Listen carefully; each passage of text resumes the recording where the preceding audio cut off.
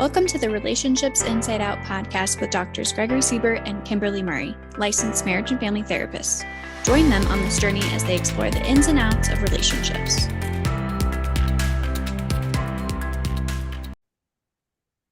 Well, welcome to Relationships Inside Out, where we have a very special guest today, Andrew Kushnick, marriage and family therapist. Andrew's here to talk to us today about trauma, and we're very excited to hear his expertise and his clinical work with that population. Thanks. And thanks for having me.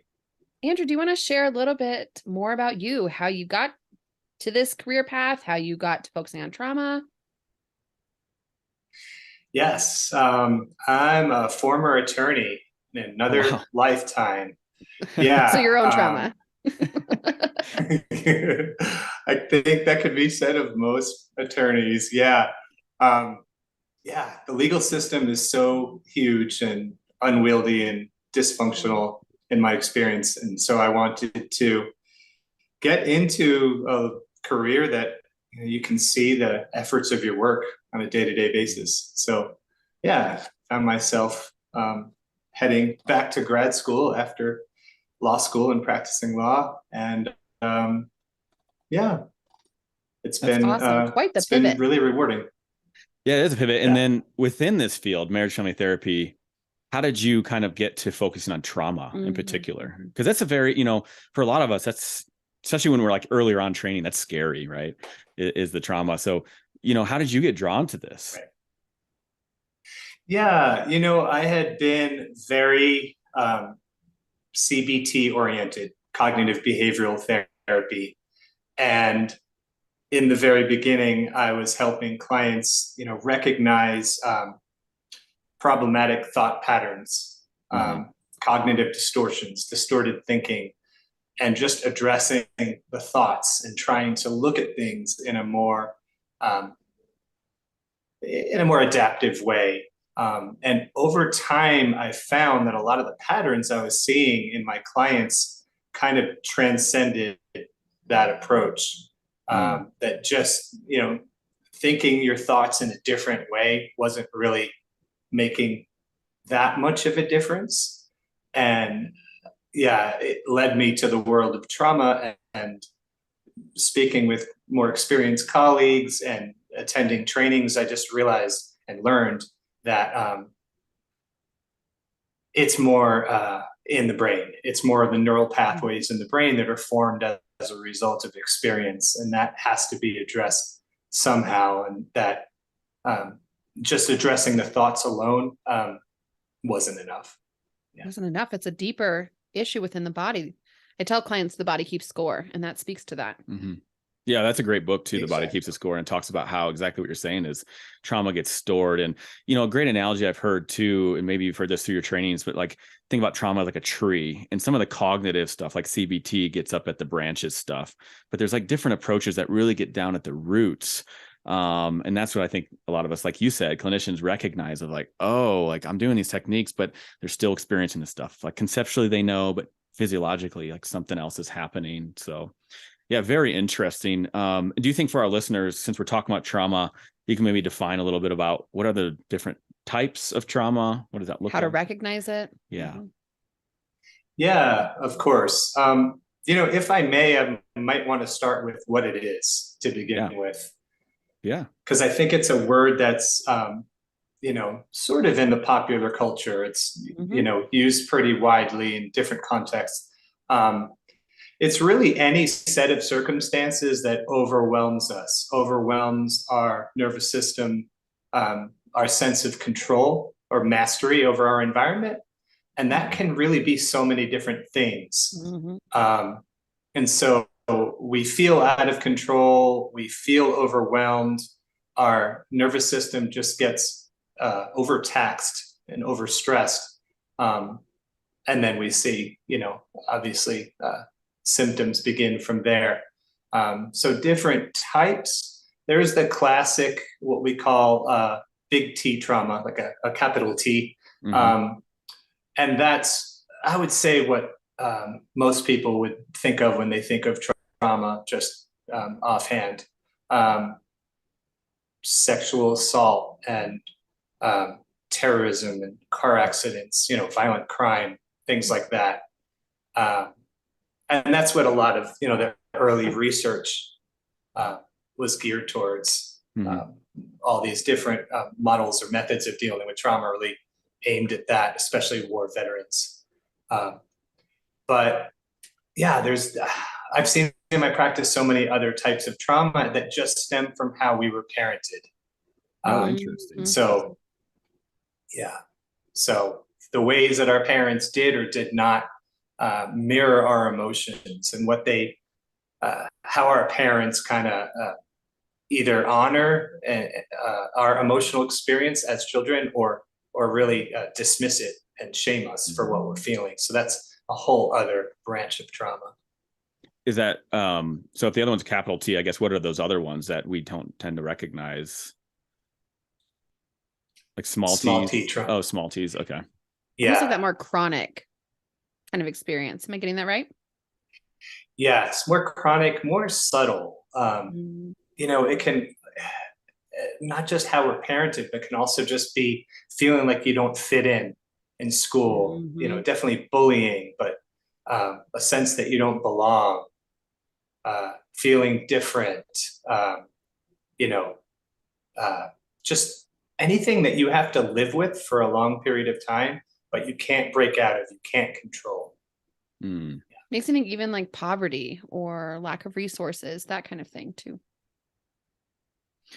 Yeah, and it's very interesting because there's a lot of subjectiveness to it. And I think when you think about trauma, people who aren't experiencing it, but they have a friend or family who's like, I've been traumatized. And like, what? We've gone through the same thing. Like, I think about siblings, right? You talk about growing up in the same household, and it's like, what are you talking about? We grew up in the same household. I'm fine, but that's really not the case. Like, people have their own individual experiences and how their brain interprets and absorbs it and stores it. And we see that in birth. So I do a lot of postpartum work, and this happens a lot where women are disenfranchised in their trauma from their birth, because it's just a birth.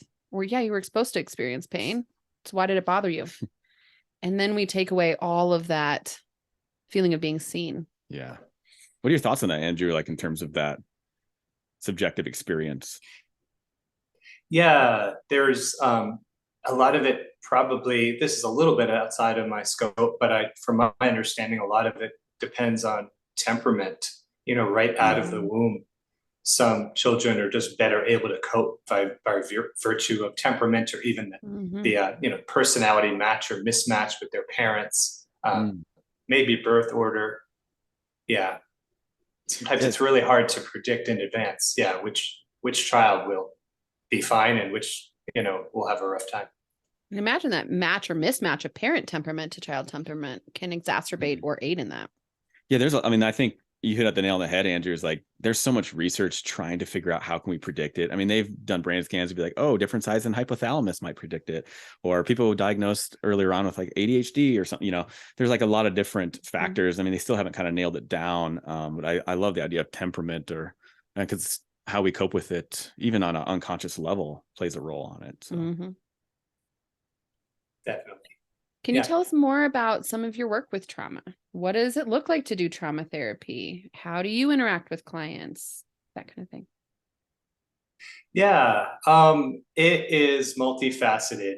I would say a lot of the clients that I see are exhibiting some sort of pattern, and some of the time they're aware of it, and I would say more often they're not. They just come in describing relationship difficulties or trouble handling stress, where they feel overwhelmed by work stress or just the stress of dating or being a parent, or whatever it might be. And through careful assessment, we get at what those patterns are. And, it might be like, I'm a people pleaser, and and this plays out and I don't get my needs met. Or I get into frequent arguments with my spouse, or I explode in rage, at work if my boss says the slightest thing that's not positive. And so we identify what the patterns are, and we identify how it's affecting them in real life. Yeah. And then the reason I say it's multifaceted is there's such like a physiological element to it. So we have to get clients aware of what's happening inside on a moment by moment basis. Just finding some ways to feel more okay, to take care of themselves in the moment.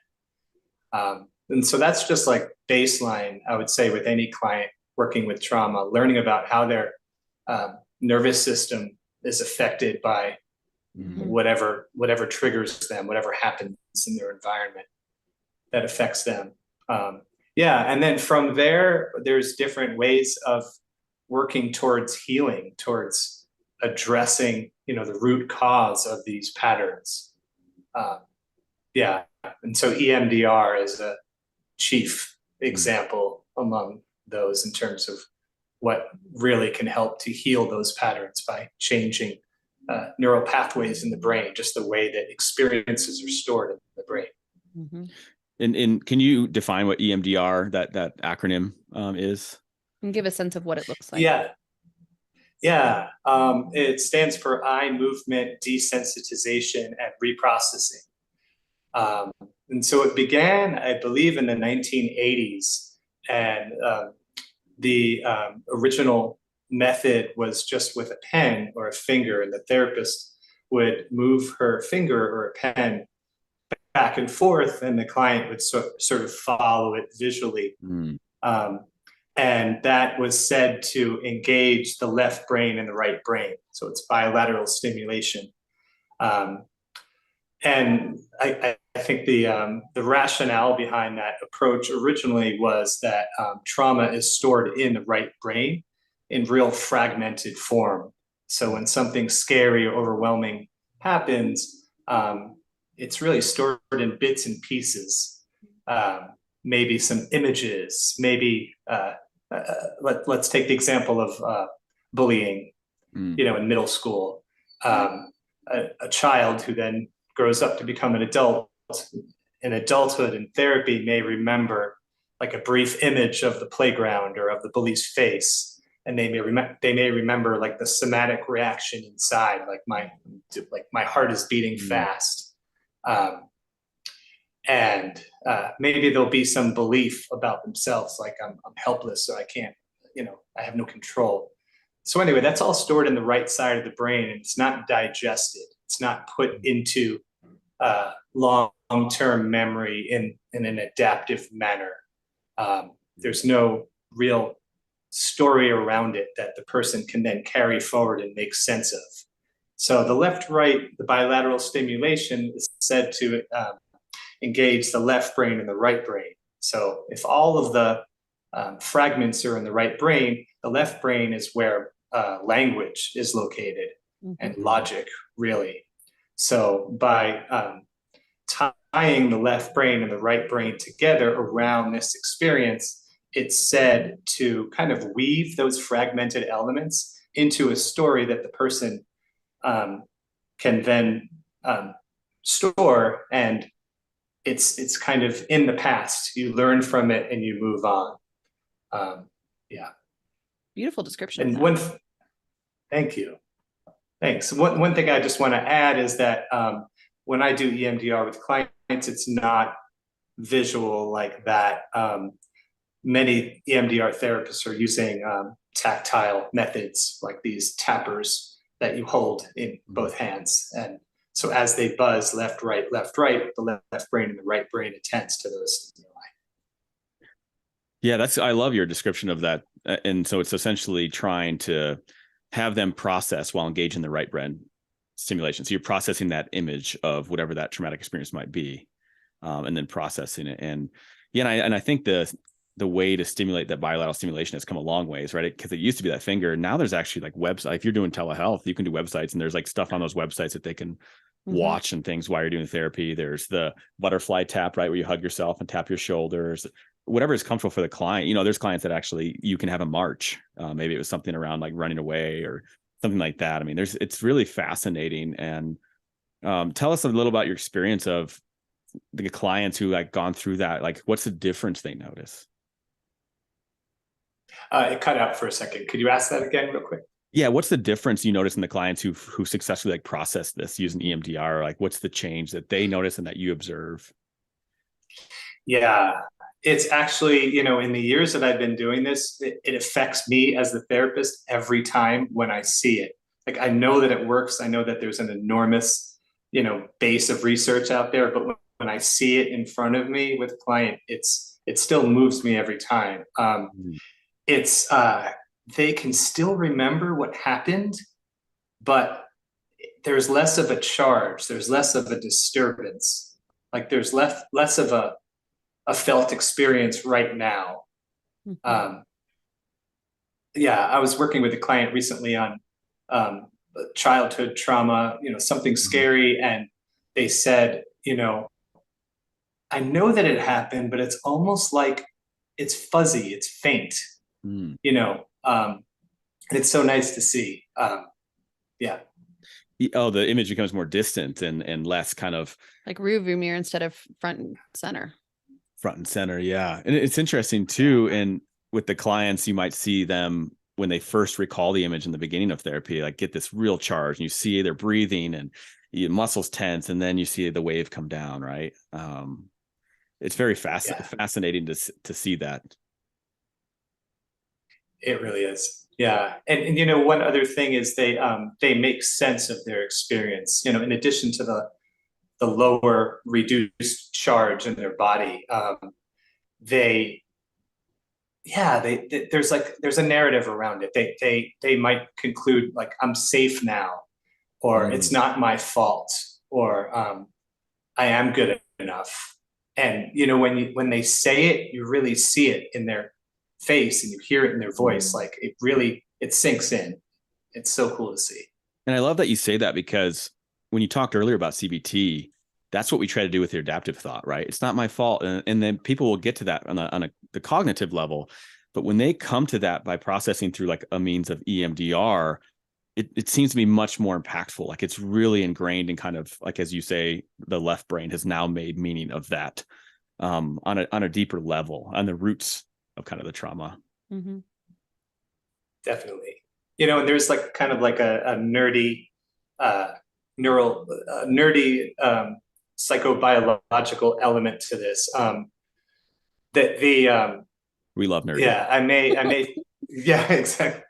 Yeah, normally if a child has something happen and it doesn't make sense to them, like say a relative dies, you know, if there's an attachment figure, if there's an adult that helps them make sense of it, like this is why it happened and we're going to be okay, then that it's called the adaptive information processing model. The brain then makes sense of that and it's kind of stored in a real integrated way in the brain.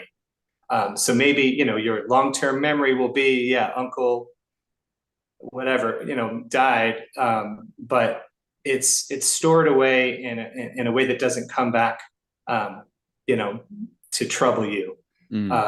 But I think the theory with EMDR, with trauma, is that the bits and pieces of trauma that are kind of lodged in the right brain are separated from the rest of your neural pathways, the rest of your memories, the rest of the lessons that you've learned in life. So it actually needs to be woven together. Yeah, I love that. That's what As you talk about kids, I've had a client who's asked me, can kids participate in this? Can you speak to that, of when this is indicated or even contraindicated for people to do? Yeah. People have had a lot of success with EMDR with kids. I work primarily with adults, but there are ways to make it more accessible for children. I can't speak to that so extensively, but yeah, there's websites, there's therapists who train other therapists just to work with kids using EMDR. I know that, just as an aside, EMDR has a resourcing component where we actually want to give people the sense of what they needed back then during the trauma, but they didn't have.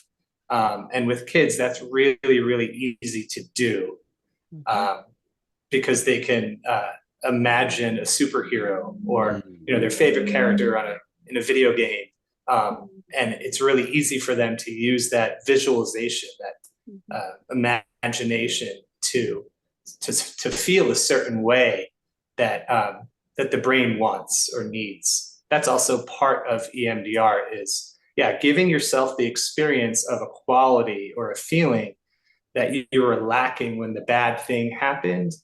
But actually, by using that bilateral stimulation, you can almost like bring it to yourself now. I know it sounds very weird, but it works. That's cool. Yeah, no, it's very interesting, because essentially that's when you're working with a client, you like see that they're stuck in this maybe potential image, and you're like, well, what did that, like, say you're working with a child memory, like, what did that child need at that time? I needed someone to come save me. Who or what could have done that? And children are really good at imagining like a dragon or something, right? Adults might have a little harder time, but these are things that you do doing this, right? And making sure that, because that's part of, like you said, what's contraindicated. And some clients have a very difficult time having that, and maybe they're not in a place necessarily to resource. And if they can't resource or manage some of the distress tolerance, that might be something. I don't know what your thoughts are, Andrew. When this might be you want them to be able to ride the waves of emotion. And EMDR, it's not exposure therapy. It's not like, see if you can feel this horrible thing and keep feeling it and show yourself that you can get through it. But still, it's possible that you may feel upset or you may feel afraid for a moment.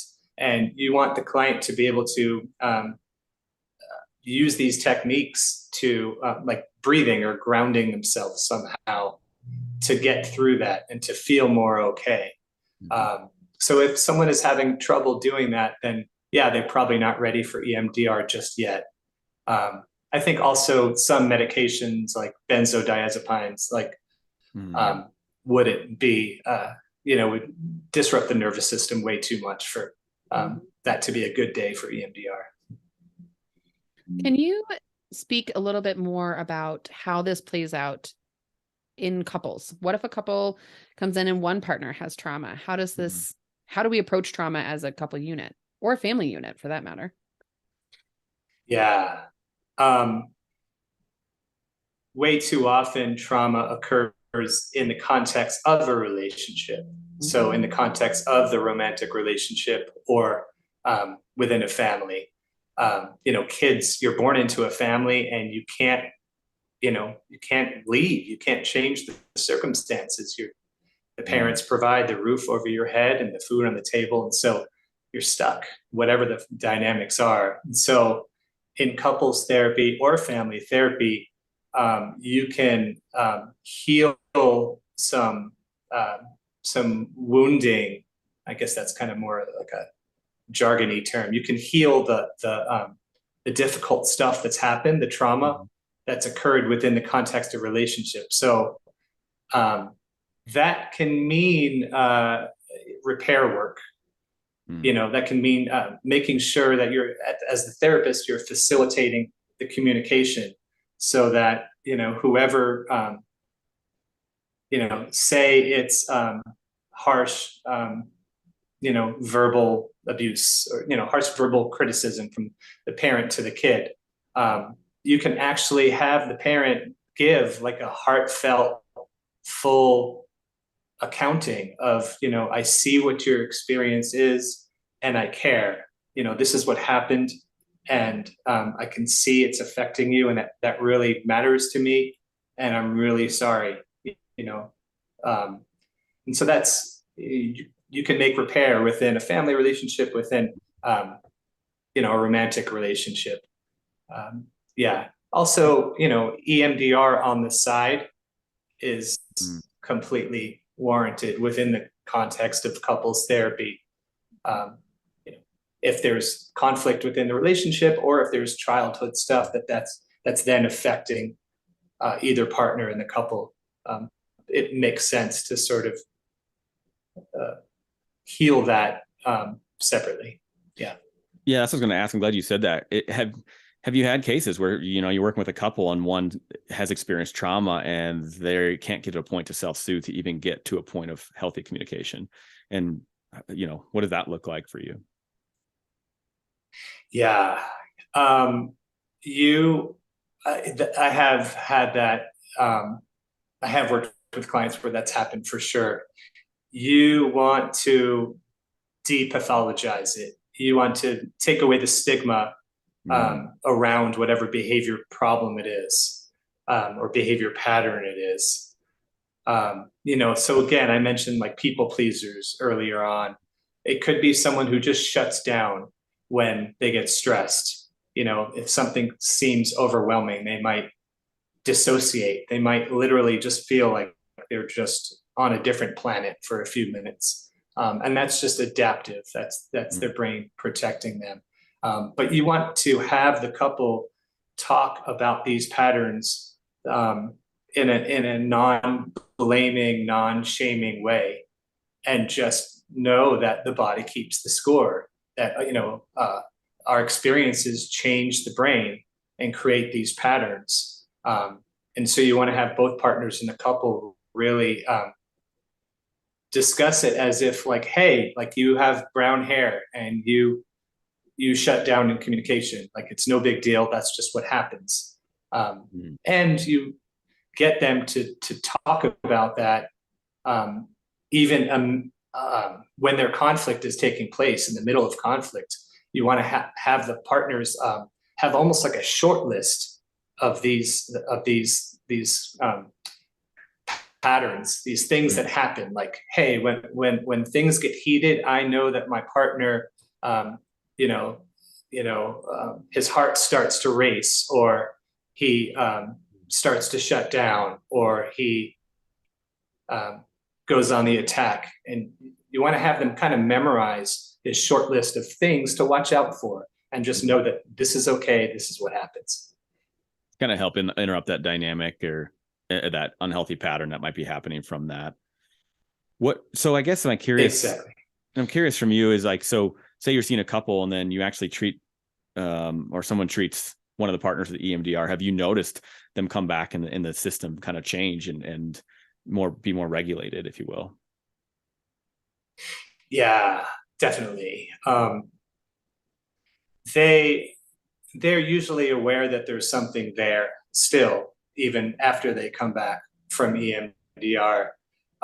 But usually, the client who's had that trauma work, the benefit of that trauma work, they know how to self-regulate. They know how to use their breath, for instance, to sort of physiologically, get back into an okay range. And it's really apparent. We want to get both partners in couples therapy doing that. We want to get both of them using each other to help each other feel okay, turning towards each other and using touch or using a soothing voice or using words to take care of each other. But yeah, for someone who's had the benefit of trauma work, they're able to take care of themselves more readily in the moment. And usually whatever they worked on in EMDR is, usually healed or lessened to the point where an angry face won't trigger them as much, or they won't feel lesser than, as a result of the trigger. So you mean, I was going to say, so you mean like when one partner engages in behaviors that the other one kind of reminds them of their mother that they're triggered by. So then we process them, like what's going on with the mom, and then they're less triggered by any kind of resemblance of that. It's less charge, as you said earlier. Yeah, exactly. Our brain, our limbic system in the brain is designed to anticipate threat. And so anything, a pattern, a sight, a sound will then set you off. Because we go like this. You wrap your fingers around your thumb, and more nerding out here. Yeah. The fingers are the higher brain, the prefrontal cortex, like thinking, planning, organizing, reasoning. And then if you open the fingers, the thumb is the limbic system.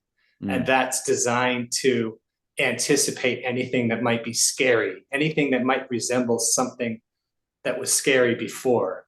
So yeah, when a couple is in an argument, the thumb or the limbic system will, if anything resembles the scary face on your mom when you were growing up, or the bully on the playground, that person will very quickly mobilize to avoid the threat. Yeah. And it could be unconscious. They might not even conceptually know that that person reminded them of the mother or bully or whatever. So that's what's interesting. Right. They find themselves out of breath, or with a raised voice, or on the attack, or shutting down, or whatever adaptive strategy their brain has come up with over time to avoid that same threat. Yeah. When clients, I imagine people are listening and are saying, okay, EMDR sounds great. How long does this take? Can you give a sense of that process? Yeah. I get that question all the time when people contact me. I'm so used to answering so is it like one time fix, or in a culture where we want everything fixed now? Yeah, I sometimes privately think, this is not like the dry cleaner, like, it's not going to, yeah, I wish that were the case. But yeah, I think especially when people know that sometimes EMDR involves like a device, like those tappers, they might think, yeah, this is going to be quick. We're just going to turn a machine on. It's going to get rid of my trauma. So maybe a little frustrating to hear sometimes that there's an extensive assessment process and a lot of preparatory work. But Kim, to answer your question, it really depends. I would say single. Yeah, the favorite answer. Yeah, it depends. Yeah, I would say single incident trauma, like something happened once. Car accident. That's quicker, like a car accident. Yeah. But if it's long standing, like a set of conditions, like growing up in a high conflict family, or, in poverty in an unsafe household, something that took place over a series of years, then there's often a lot of memories that are associated with the trauma that are sort of part of it.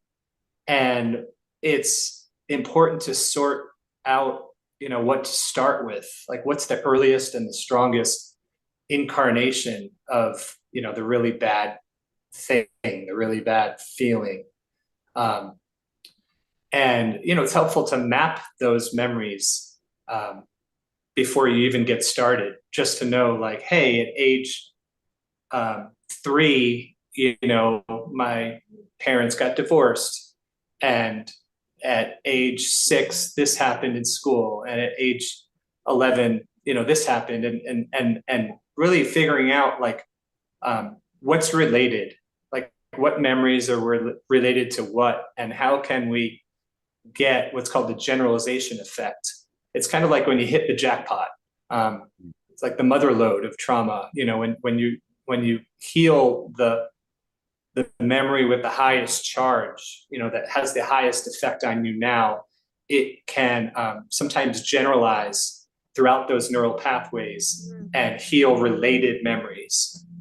So that's why with extensive trauma, usually, in the course of childhood or adolescence, it takes longer, because we have to do all that preparatory work. We have to map it, and we often have to work on multiple memories and make sure we're really healing the ones that are most pervasive.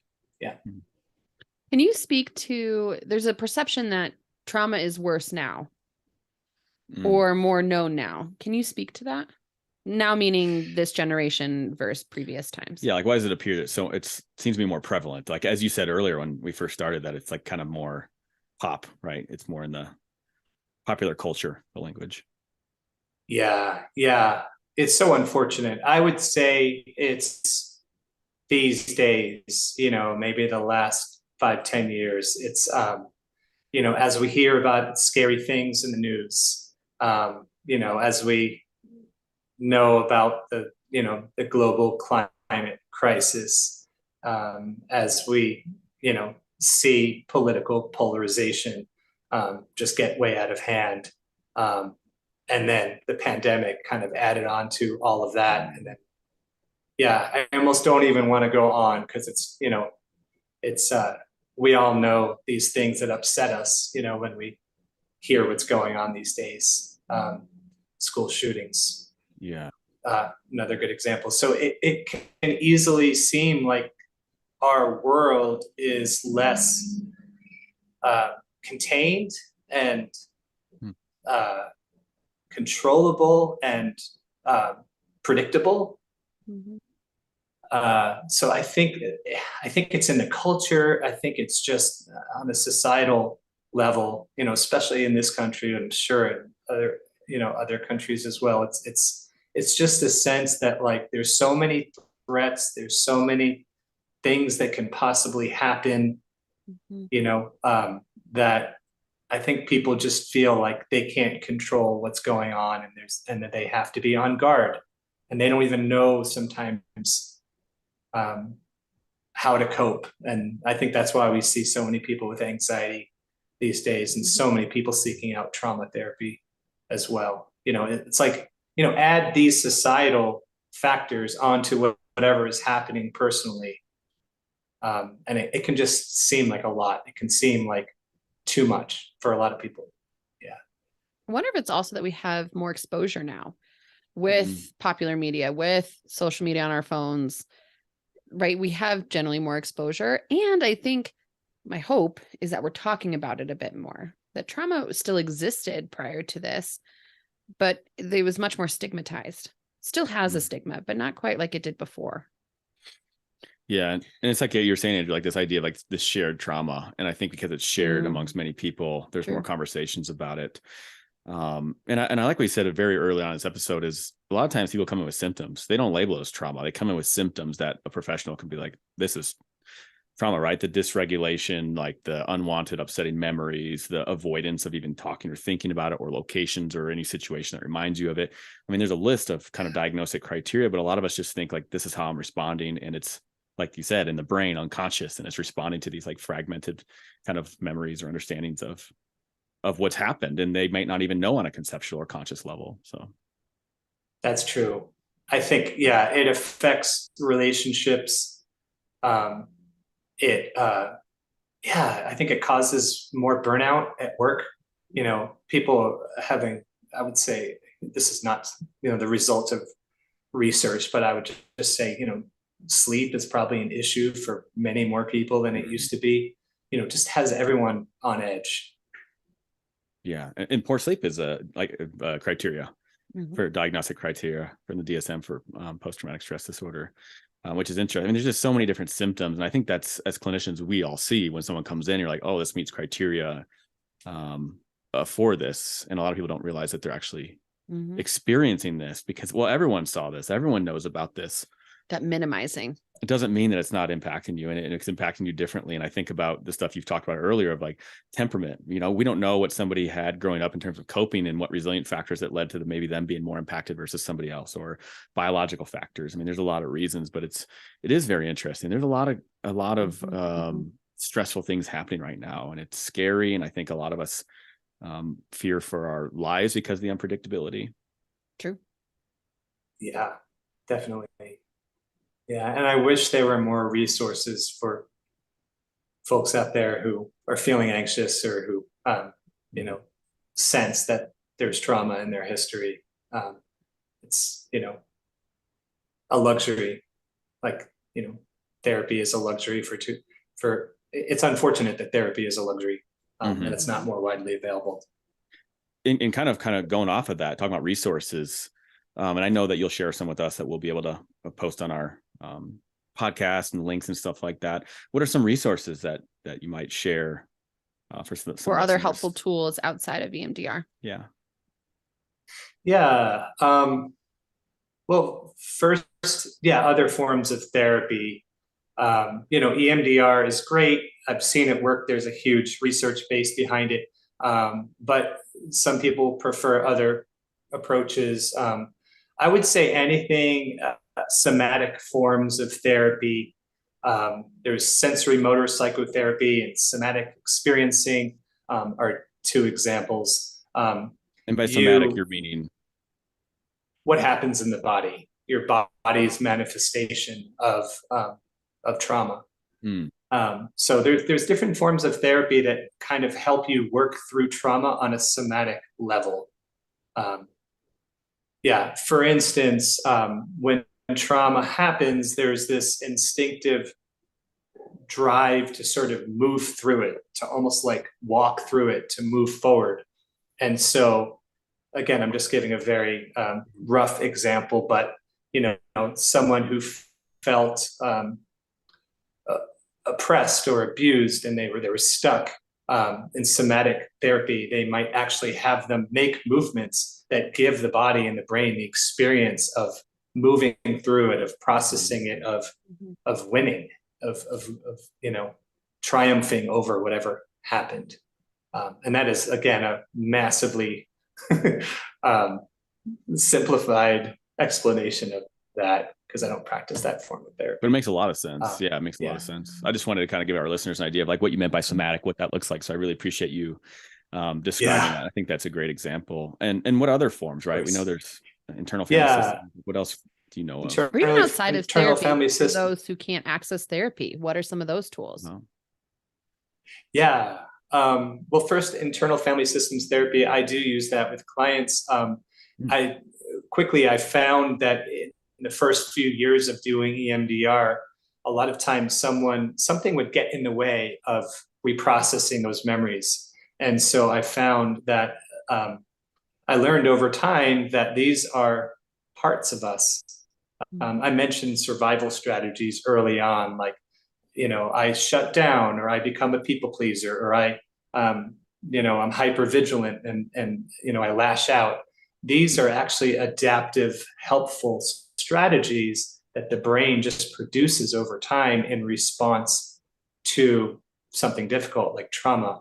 And so by working with those parts of the brain that help people, that automatically pop up, we can actually optimize EMDR. For instance, many of my clients would try to figure out how it works, or really want to understand on a cognitive level. They would have like a cognitive part that really was almost blocking the feeling. So by working with that cognitive part, we would then get the right brain doing its thing and reprocessing the memory. So parts work, especially through internal family systems therapy, is a great way of working with trauma. Also, ketamine-assisted psychotherapy is really becoming more popular these days. Kind of giving clients the experience of compassion towards all those parts of their brain, and getting in touch with what's there, almost like relating to yourself in a different way. So that's the FDA has approved ketamine for that, actually for other indications, but it's being used by therapists across the country with trauma work. Maybe MDMA soon, if the FDA approves that as well. So that can help with trauma work as well. That could actually maximize EMDR. Outside of I do want to therapy, make a comment on those.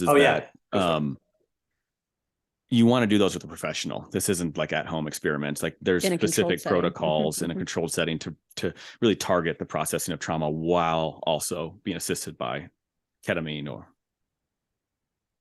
Yes. For years, it was used as a party drug. And that's definitely not the context that thanks for pointing that out. It's in the therapeutic context, it's at the right dosage, and you have very specific therapeutic goals in mind. What you would want the medicine to be used for, and how that's going to facilitate the ongoing therapy. And then there's other tools. Like, what are some tools maybe that somebody can't afford therapy or the ketamine assisted stuff? Like, what are some things that people might do outside to cope? What have you noticed or worked on with some clients? Yeah. I would say there's medical adjacent models or techniques like acupuncture, for instance, body work, working with massage therapists who are trained in helping you identify where stress is stored in your body and kind of releasing that through touch, through therapeutic touch. Yeah, I encourage clients to, sometimes even just walking, running, dancing, um, Hmm. movement really tends to help. And again, the bilateral, going back to EMDR, the bilateral stimulation, when left brain and the right brain attends to stimuli, um, you can actually do some really good processing of um, of whatever's of your thoughts and your feelings just by running or walking. So this isn't therapy. This isn't EMDR therapy per se, but I think that's why so many people have such great conversations on walks, because it's like left foot, right foot, and your brain is attending to that. So again, not that's not an equivalent substitute to their trauma therapy, but it's just it's something that can be healing and helpful. So anything involving movement, especially. Yeah, I love that. I know, Kim, you do some body work with some of your clients as well. So, any other useful tips or things people should know when thinking about working with trauma or treating their own trauma? Yeah. I would say that the definition of what is trauma is kind of widely misunderstood. Actually, I have a blog post about this. It's so many people will understandably not recognize that painful stuff has happened to them, and that might lead to patterns that they're seeing in the present day. And so, yeah, I guess from a trauma therapist perspective, I just want to put it out there that, so many people have had it rough, even if they don't realize. If they find themselves, arguing frequently and seeing these patterns in their relationships, or, feeling, unable to handle stress or unable to sleep, because of these patterns, these thoughts ruminating.